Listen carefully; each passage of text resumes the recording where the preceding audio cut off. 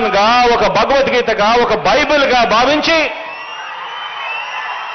ఆ చెప్పిన ప్రతి హామీని కూడా నెరవేర్చేందుకు మీ అన్న ప్రభుత్వం ఓ సచివాలయ వ్యవస్థ, ఓ వాలంటీర్ల వ్యవస్థ తీసుకొని వచ్చి ప్రతి ఇంటికి మంచి చేస్తా ఉన్నాడు అని చెప్పండి.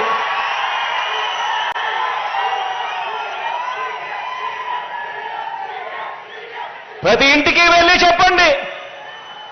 బాబును నమ్మడము అనంటే ఇంగ్లీష్ మీడియం బడుల్ని, సిబిఎస్ఈ నుంచి ఐబీ ప్రయాణాన్ని, నాడు నేడుని, అమ్మ ఒడిని, గోరు ముద్దను, పిల్లలకిచ్చే ట్యాబులని ప్రతి క్లాస్ రూమ్ను కూడా డిజిటైజ్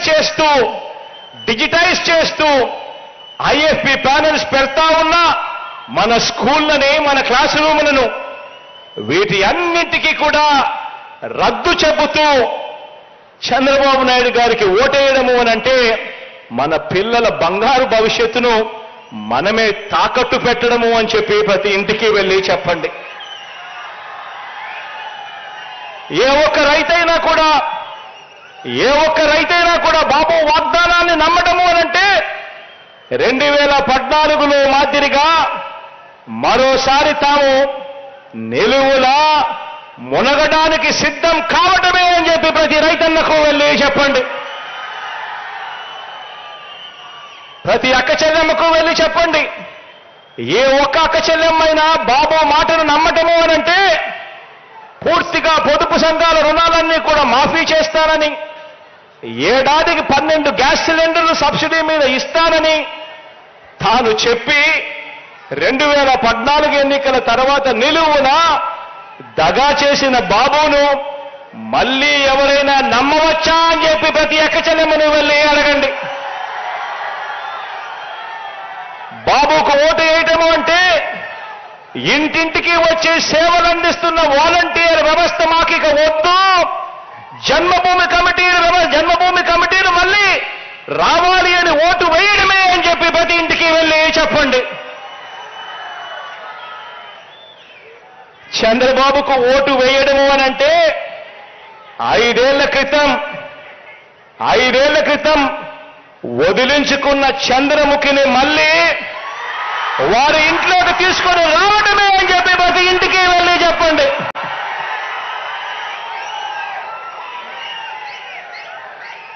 బాబుకు ఓటు వేయడము అనంటే డీబీటీ ద్వారా, అంటే మీ బిడ్డ మీ అన్న బటన్ నొక్కుతా ఉన్నాడు, నేరుగా నా అక్క చెల్లెమ్మల కుటుంబాల ఖాతాల్లోకి డబ్బులు వెళ్ళిపోతా ఉన్నాయి. ఎక్కడ లంచాలు లేవు, వివక్ష లేదు. కానీ చంద్రబాబు నాయుడు గారికి ఓటు వేయటము అనంటే ఈ సంక్షేమ అభివృద్ధి పథకాలన్నింటినీ కూడా రద్దు చేయండి అని, మీకు మీరే ఆమోదం తెలపడమే అని ప్రతి ఇంటికి వెళ్ళి చెప్పండి. ఇక జన్మభూమి కమిటీలు వస్తాయి, చంద్రబాబు వస్తారు, చంద్రముఖులు ముందుకు వస్తాయి అని చెప్పి ప్రతి ఇంటికి వెళ్ళి చెప్పండి.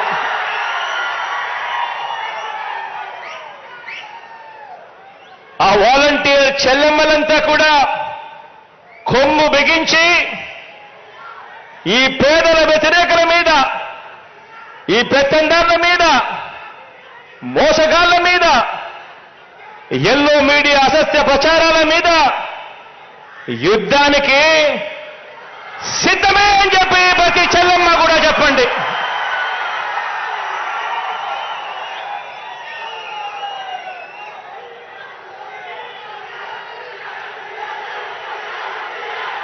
మేము సిద్ధమని ప్రజాప్రభుత్వానికి కొండంత అండగా నిలవాలి. ఎందుకంటే ఈ 58 నెలల్లో మనందరి ప్రభుత్వం చేసిన వ్యవస్థాగత మార్పులన్నింటికీ కూడా వారధులు మీరే. కాబట్టి ఈరోజు నేను గర్వంగా కూడా చెప్తా ఉన్నా, రాష్ట్ర వ్యాప్తంగా 84% ఇల్లు, ఈరోజు ఆ ప్రతి ఇంట్లో కూడా మంచి జరిగింది. ఎక్కడ ఎవరు లంచాలు అడగలేదు, వివక్ష చూపలేదు. రాష్ట్ర వ్యాప్తంగా 84% ఇల్లు. అదే గ్రామీణ ప్రాంతంలోకి వచ్చేసరికి 92-95% ఇళ్లకు మేలు జరిగింది. ఎప్పుడూ చూడని మార్పులు ఈరోజు కనిపిస్తా ఉన్నాయి. ఈ 58 నెలల్లో మీ అన్న ఈ పరిపాలన చేయగలిగాడు అనంటే ఈ వ్యవస్థాగత మార్పులకు తీసుకురాగలిగాడు అనంటే ఈరోజు నా సచివాలయ వ్యవస్థ దానితో పాటు అనుసంధానమైన నా చెల్లెమ్మలు నా తమ్ముళ్ళు ఉన్న నా వాలంటీర్ వ్యవస్థ వల్లే జరిగింది అని చెప్పడానికి గర్వపడతా ఉన్నా. మరొక విషయం కూడా చెప్పాలి. మన ప్రతిపక్షం చేస్తా ఉన్న దాడి నా మీద కాదు. ఈ విషయం ప్రతి ఇంట్లోనూ వెళ్ళి చెప్పాలి. మన ప్రతిపక్షం చేస్తా ఉన్న దాడి నా మీద కాదు. ప్రతిపక్షానికి అంతా తెలుసు. కేవలం జగన్ అనే ఒక్కడే ఒక్కడు. ఈరోజు జగన్ అనే ఒకే ఒక్కడు ఒకవైపున ఉన్నాడు. మరోవైపున చూస్తే ఓ ఈనాడు, ఓ ఆంధ్రజ్యోతి, ఓ టీవీ5, ఓ చంద్రబాబు, ఓ దత్తపుత్రుడు, వీరికి తోడు పరోక్షంగా ఒక జాతీయ పార్టీ, ప్రత్యక్షంగా మరో జాతీయ పార్టీ.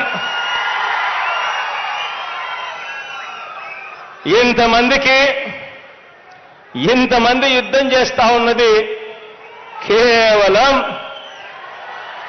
ఒకే ఒకడు ఇటువైపున. కానీ వీళ్ళంతా కూడా మర్చిపోతా ఉన్నది ఏమిటో తెలుసా? ఈ ఒకే ఒక్కడికి ఉన్నది